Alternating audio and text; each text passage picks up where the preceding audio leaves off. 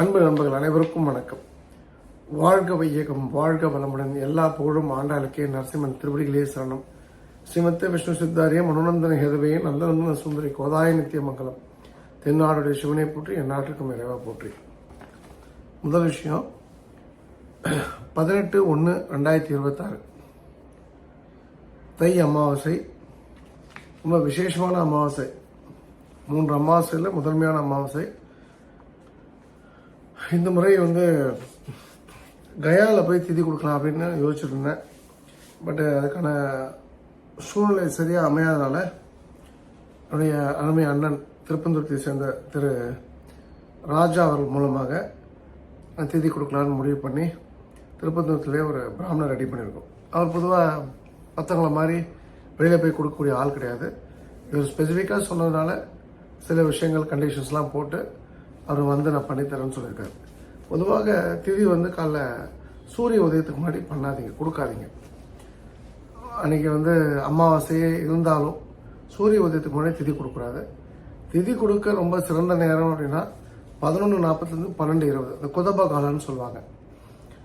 ஒரு கால் அந்த நேரத்தில் அமாவாசை திதி இல்லைன்னா நீங்கள் அதுக்கு முன்னாடி கொடுத்துக்கலாம். பட் அமாவாசை திதி இருக்குன்னும் போது சிறந்த நேரம் மதியம் 11 மணிக்கு அப்புறம் தான் கொடுக்கணும். நானும் பார்த்துட்டேன், எல்லா இடங்கள்லையும், பெரும்பான்மையான இடங்கள்லையும் பிராமணர்கள் போன்று வேடம் போட்டவங்களும் சரி, அந்த நேரத்துக்கு பிராமணராக நடிக்கிறவங்களும் சரி, அந்த நேரத்துக்கு இந்த திதி போன்ற விஷயங்களை கொடுக்கக்கூடிய பிராமணர்களும் சரி சரியாக பண்ணுறதில்ல, திதியை சரியாக கொடுக்கறதில்ல. சொக்கலிங்கம், இந்த திதி கொடுக்குறதுன்னா அவ்வளோ முக்கியமா? ஆமாம், அவ்வளோ முக்கியம். என்ன பண்ணுவாங்க திதியில்? பேர், கோத்திரம், குலம் எல்லாம் சொல்லி யார் இறந்தாங்களோ, அப்பா, தாத்தா, பாட்டி, ஆச்சி எல்லாம் சொல்லி, அத்தை, பெரியம்மா, பெரியப்பா எல்லாம் சொல்லி நிறைவாக அந்த பிண்டத்தை கரைச்சி தண்ணியில் விட்டுட்டு, அப்புறம் இந்த வலது கை இருக்குன்னா இந்த வலது கையோட 2 இந்த வி ஷேப் இருக்கு இல்லையா, இதுக்கு நடுவில் தான் அந்த எள் விடணும். அந்த எள் தண்ணியில் போனால் இப்படி தான் போகணும். நிறைய பேர் இதெல்லாம் பண்ணுறதே இல்லை. சரி, எள் கொடுத்தா அது முன்னோர்களுக்கு சாப்பாடாக போகணும்னு சொல்கிறீங்க, முட்டாள் மாதிரி பேசுறீ அப்படின்னு கேட்டிங்கன்னா, இது மகா பெரியவரோட யாருமே இதை சரியாக விளக்கி இருக்க முடியாது. என்ன ஒரு எக்ஸ்ட்ராடனரி பீஸ் ஆஃப் இன்ஃபர்மேஷன் அவர் கொடுத்தது. இப்போ நீங்கள் வெளிநாட்டில் உங்கள் பையன் படிக்கிறான், வெளிநாட்டில் உங்கள் பொண்ணு இருக்கா.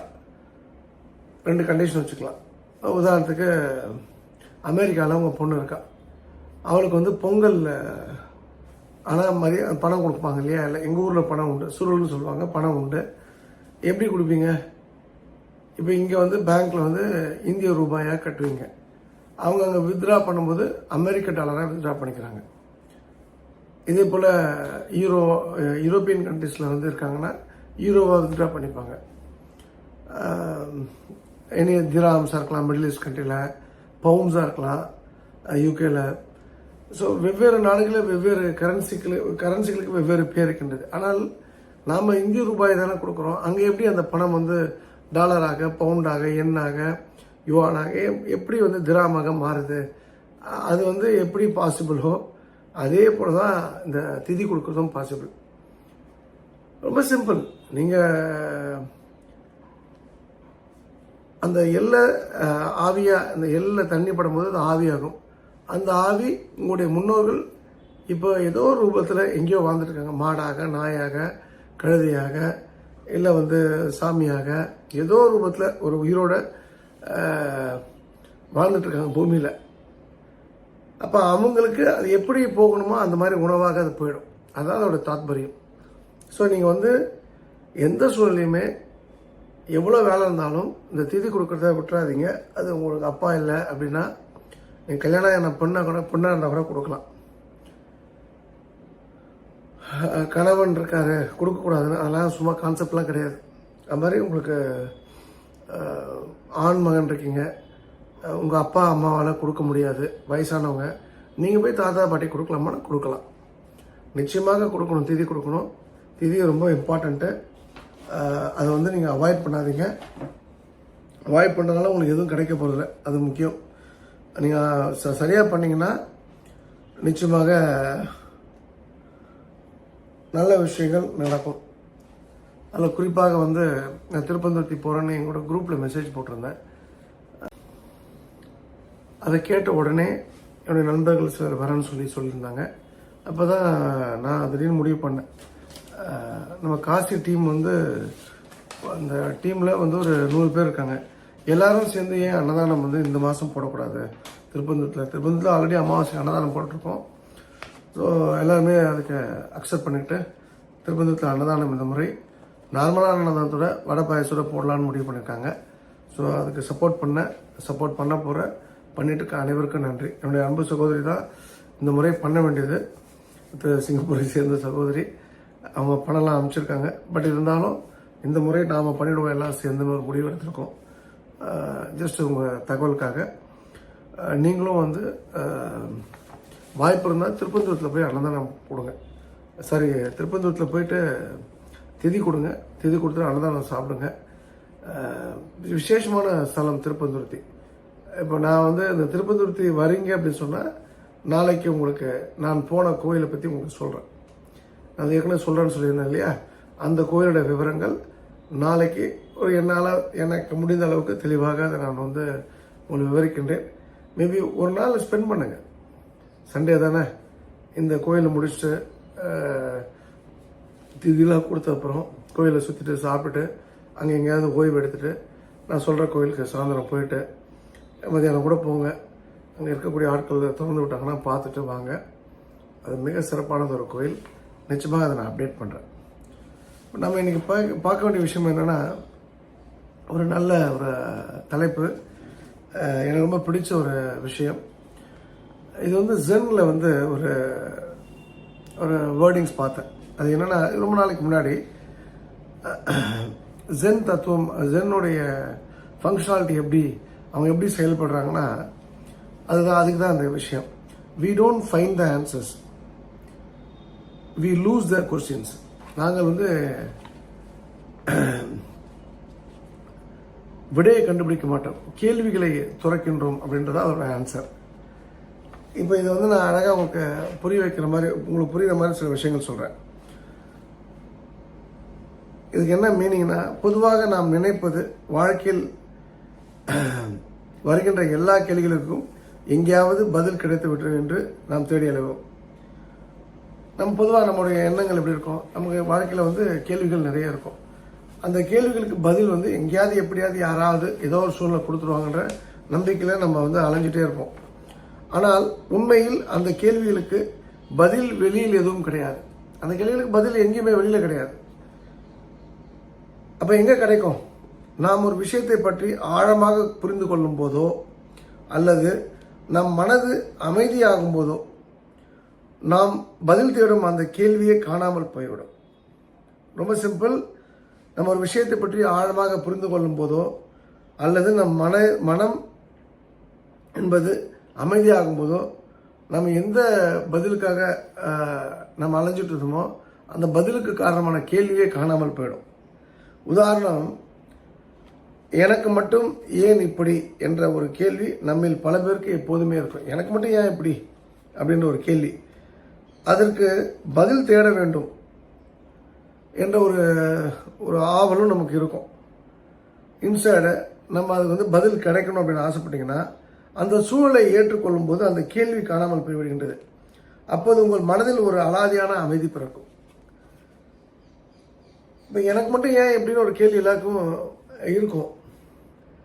அதை எப்படி ஹேண்டில் பண்ணுறதுன்னா, ஓகே, அந்த கேள்வி பிறக்கும்போது அந்த சூழ்நிலையை அப்படியே நம்ம அடாப்ட் பண்ணிட்டோம், அப்படியே அக்செப்ட் பண்ணிட்டோன்னா அந்த கேள்வியை காணாமல் போகிறத நீங்கள் புரிந்து கொள்ளலாம். உங்களை அறியாமலே உங்கள் மனசு வந்து பெரிய அமைதிக்குள்ளே போயிடும்.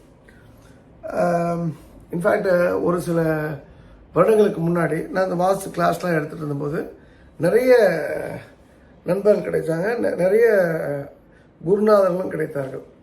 யாரையும் நான் தவறாகலாம் சொல்லலை. அதில் வெகு சிலர் நான் சொன்னது தவறு அப்படின்னு சொல்லி என்கிட்ட வெளியேறாங்க. வெளியேறதுக்கு வந்து சென்னையை சேர்ந்த ஒரு காரணம், குளத்தூரை சேர்ந்தவர் தான் மெயினான பர்சன். இன்னொருவர் வந்து கும்பகோணத்தை சேர்ந்தவர். அவர் வந்து பரிகாரம் அப்படின்ற பேரில் அவர் நிறைய ஜோசியம் நியூமராலஜியும் கற்றுக்கிட்டு ஏதாவது வாஸ்து பிரச்சனை இருந்ததுன்னா வீட்டோட மூலையில் வந்து மாட்டு சாணி, யானை எச்சங்கள் இதெல்லாம் வந்து வச்சா சரியாயிடும் அப்படின்னு வந்து நிறைய இடங்களுக்கு சொன்னது. அப்புறம் வாஸ்துல வந்து கேள்வி கேட்டால் ஜோதிடத்தில் லிங்க் பண்ணுறது, ஜோதிடத்தை கேள்வி கேட்டால் வாஸ்து லிங்க் பண்ணுறது. அப்புறம் மக்கள்கிட்ட வந்து பரிகாரன்ற பேரில் வந்து தகடுகளும் தாயத்துக்களும் எந்திரங்களும் விற்றது, கலர் மோதிரங்களை விற்றது, பேர் மாத்திரம் அவங்களுக்கு சரியாயிடும்னு சொல்லி அவங்கள குழப்பினது. அவனே எதை தின்னா என்ன ஆகும், நமக்கு நல்லது நடக்குமா அப்படின்ற மனநிலை இருந்தவனை மேலும் வந்து குழப்பி ஒரு கும்பலாக ஒரு டீம் கிளம்புனாங்க. அப்போது நான் யோசித்தேன், எனக்கு ரொம்ப மன சங்கடமாக இருந்தது. நான் இப்போ நம்ம கூட படுத்துவோம், நம்ம கூட சாப்பிடுவேன், நம்மளை இப்படி சொல்லிட்டு போகிறாங்களே அப்படின்னும் போது ரொம்ப வருத்தமாக இருந்தது. அவங்க பணம் கொடுத்து வந்தாங்க, அவங்களுக்கு வந்து நான் சொல்லி கொடுத்தது அவங்களுக்கு வந்து சரியாக புரிஞ்சுக்காமல் இருக்கலாம், இல்லை அவங்களுக்கு கன்வின்ஸ் ஆகாமல் இருக்கலாம். அவங்களுக்கு அந்த உரிமை உண்டு, என்னுடைய வகுப்பை கிரிட்டிசைஸ் பண்ணுறதுக்கு அவங்களுக்கு எல்லா உரிமையும் உண்டு. ஆனால் இதை புரிந்து கொள்வதற்கு எனக்கு 3 வருடங்கள் தேவைப்பட்டது. ஏன் இதுக்கு முதல்ல வந்து ரொம்ப அட்டாச்சாக இருந்தேன், ரொம்ப அது போல் ஒரு அட்டாச்மெண்ட் வந்து நான் யாருக்குமே இல்லை. அந்த டீம்னா அவ்வளோ க்ளோஸாக இருந்தேன். அது எப்போ அந்த அட்டாச்மெண்ட் வந்து டிட்டாச்மெண்ட் ஆச்சுன்னா, அந்த சூழ்நிலையை நான் புரிஞ்சுக்கிட்டேன். எப்படி புரிஞ்சுக்கிட்டேன்னா, ஒரே ஒரு கவிதையை படிக்கக்கூடிய சூழ்நிலை வந்தது. ஒரு மரத்தின் கிளையிலிருந்து ஒரே ஒரு இலை உதிர்கின்றது. மரம் வேணான்று அந்த இலையை உதிர்த்து விட்டது. மரம் வேண்டாம் என்று உதிர்த்து விட்ட இலை காலம் பூராவும் அந்த மரத்து அடியிலே இருக்கணும்னு ஏதாவது கட்டாயம் இருக்கா என்ன? இல்லை. அங்கே இருக்க வேண்டிய அவசியம் அந்த இலைக்கு இருக்கின்றதா என்ன? இல்லை. அது எங்கே வேணால் போகலாம், எங்கே வேணால் பறக்கலாம், எதன் மேலே வேணால் ஒட்டலாம், எதன் கூட வேணால் இருக்கலாம் அப்படின்ற ஒரு கவிதையை படித்த போது தான் எனக்கு வந்து ஒரு பெரிய பேருண்மை புரிந்தது, பெரிய உண்மை புரிந்தது. மரத்தின் இலையை உதிர்த்தது வந்து இலையோட குற்றமல்ல, மரத்தோட குற்றம். அப்படி உதிர்ந்த இலை திரும்பவும் மரத்தின் காலில் தான் இருக்குன்றது வந்து எந்த விதத்தில் அது சரியாக இருக்கும்? அப்போ நான் புரிஞ்சுக்கிட்டது என்னென்னா, இது அப்படியே என்னோடய லைஃப்பில் வந்து எங்கெங்கெல்லாம் வந்து எனக்கு ஒரு பேட் எக்ஸ்பீரியன்ஸ் கிடைக்குதோ பொருத்தி பார்த்து அந்த சூழ்நிலைக்கு ஏற்றவாறு நான் வந்து கோவப்படுறன்ற விஷயத்தை விட்டுட்டு அமைதியாக ஆரம்பித்தேன். அது ஒரு பெரிய மாற்றத்தை எனக்கு கொடுத்தது. கொஞ்சம் நெஞ்ச மாற்றம் அல்ல, பெரிய மாற்றத்தை கொடுத்தது. அது வந்து இப்போ கூட காசியெல்லாம் போன நிறைய சொல்லியிருக்கேன். நான் இன்னும் அது பெரிய வீடியோலாம் பாக்கியிருக்கு. அந்த நார்மல் சொக்கலிங்கன்னா ரியாக்ட் பண்ணியிருப்பேன், ரியாக்டே பண்ணல, ரெஸ்பாண்டே பண்ணல, எல்லாத்தையும் உள்வாங்கிட்டேன், யார்கிட்டையும் கோவப்படல. நான் இப்போ கோவப்பட்டது 2 நாளைக்கு முன்னாடி எங்கள் மீட்டிங்கை தான் கோவப்பட்டேன். பரஸ்பர ஒத்துழைப்பு இல்லை அப்படின்ற ஒரு சூழ்நிலை தான் இந்த விஷயம் நடந்திருக்கு.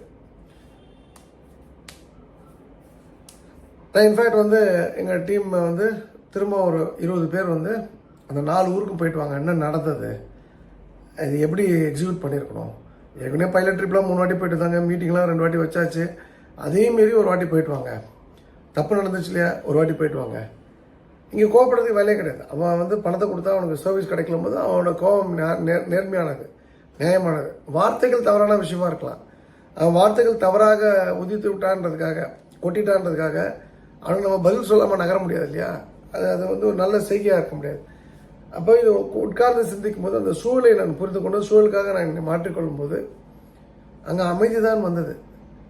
அங்கே அந்த ஏன் எனக்கு இப்படி அப்படின்ற ஒரு கேள்வி, அதுக்கான பதில், அதெல்லாம் அவசியமே இல்லாமல் போச்சு. இந்த கேள்வியே இப்போ காணாமல் போயிட்ட பிறகு தப்பு நம்மகிட்ட வச்சுக்கிட்டு அவனை போய் நம்ம குறை சொல்ல முடியாது இல்லையா. அப்போ இப்போ இன்ஃபேக்ட் ஒரு தம்பி கூட வந்து பிரகலாதன் சொல்லிட்டு ஒரு தம்பி கதை எடுத்துட்டு போகல, இது போடுற எல்லா வீடியோஸ்லையுமே. அவர் நல்ல மனிதர், எனக்கு ரொம்ப வேண்டப்பட்ட மனிதர். ஆனால் அவரும் வந்து சில தவறுகளை சேர்ந்திருக்காரு, சில பிள்ளைங்களை விட்டு தொட்டில் ஆட்டக்கூடிய வேலையை பண்ணியிருக்காரு. அது வந்து மனிதனுடைய குணாதிசயம், அதில் எந்த மாற்று கருத்துமே கிடையாது. அப்போ அந்த விஷயத்தை வந்து அவருடைய பார்வையில் பார்க்கலாம், அவருக்கு கொடுக்க வேண்டிய சர்வீஸ் கொடுக்கல. 2வது அவர் என்ன பண்ணார், அப்போ நம்ம வந்து நீ இது பண்ண அப்படின்றதான் சொல்ல முடியாது. அவர் பணம் கொடுத்துட்டு வந்திருக்கார், அவ்வளோதான். அவரை நம்ம வந்து குறை சொல்கிறதுக்கு நமக்கு எந்த ரைட்ஸுமே கிடையாது. அட் த சேம் டைம் அவர் செய்த தவறுகளுக்கு, அவர் செய்த தப்புகளுக்கு அவர் பொறுப்பேற்றால் ஆகணும். அதை நான் போய் குத்தி காமிச்சு இது நீ தான் காரணம், இது வந்து நீ எனக்கு பணம் கொடுன்னு கேட்குறது, அது நம்ம ஆண்டாள்கிட்ட விட வேண்டியதான். அவங்க யாராக இருந்தாலும் அது தேவையில்லாத அந்த பிள்ளைகள் விட்டு தொட்டில் ஆட்டினவங்களுக்கு பதில் ஆண்டாள் கொடுத்துட்டு போகிறா அப்படின்ற மாதிரி தான் ஒரு ஸ்டாண்ட் நான் எடுத்திருக்கேன். இப்போ இதே வந்து நான் பிரகலாதன் நான் தெரியும் எனக்கு வேண்டப்பட்ட பையன் கூப்பிட்டு நீயும் இந்த வேலையை பண்ணியிருக்கியா, எல்லாரும் முதல் குத்துனா நீ குத்தலாமான்னு நான் கேட்டேன்னா அதை விட அயோக்கியத்தனை எதுவும் இருக்க முடியாது. நான் ஒரு பெருசாக நம்பின ஒரு டாக்டர், அவங்க பிலோ த பெல்ட் இறங்கி அடிப்பாங்க நான் எதிர்பார்க்கல.